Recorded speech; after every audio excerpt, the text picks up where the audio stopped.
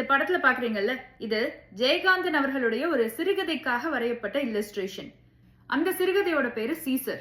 அந்த காலத்துல காம்பவுண்ட் வீடுன்னு சொல்லுவாங்கல்ல, அந்த மாதிரி ஒரு காம்பவுண்ட் வீட்டுக்கு நடுவுல ஒரு பொண்ணை நிறுத்தி வச்சு அங்க இருக்கிற மத்த குடித்தனக்காரங்க எல்லாரும் சுத்தி நின்னு அவளை திட்டிட்டு இருப்பாங்க. அவளை இன்னொரு பையனோட சேர்த்து வச்சு அவ கேரக்டரை தப்பா பேசுவாங்க. அவளோட கணவர் பேரு சீதாராமையர். அவர் அங்க இருக்க மாட்டாரு. அதனால இவங்க சொல்லி அனுப்புவாங்க, அவரை போய் கூட்டிட்டு வாங்க அப்படின்னு சொல்லிட்டு. அவர் அந்த இடத்துக்கு வந்ததுக்கு அப்புறம் அவ்வளவு நேரம் அங்க இருந்த அந்த கதைக்களமே மாறிடும்.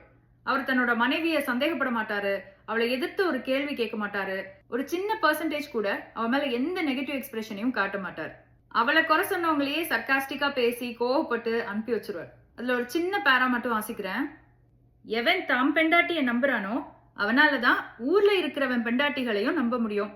மாமி, சாயங்காலம் கதை கேட்க போறேளே, மகாபாரதம் சொல்றாளாமே. துரியோதனன் பெண்டாட்டியும் கர்ணனும் சொக்கட்டான் விளையாடிட்டு இருந்தாளாமே. பாதி ஆட்டத்துல அவ எந்திரிக்கிறச்ச கர்ணன் அவ மேகலையை பிடிச்சு இழுத்துட்டான். அதெல்லாம் கேட்டிருப்பேளே. துரியோதன ரொம்ப கெட்டவன்னு பேரு, ஆனாலும் அவன் ஆம்பளை. அதனால தன் பெண்டாட்டி பேர்ல சந்தேகம் வரல. பெண்டாட்டியை நம்பாதவன் என்ன பெரிய ஆம்பளை. ஜெயகாந்தன் அவர்களுடைய எழுத்து எப்படி இருக்கு பாத்தீங்களா?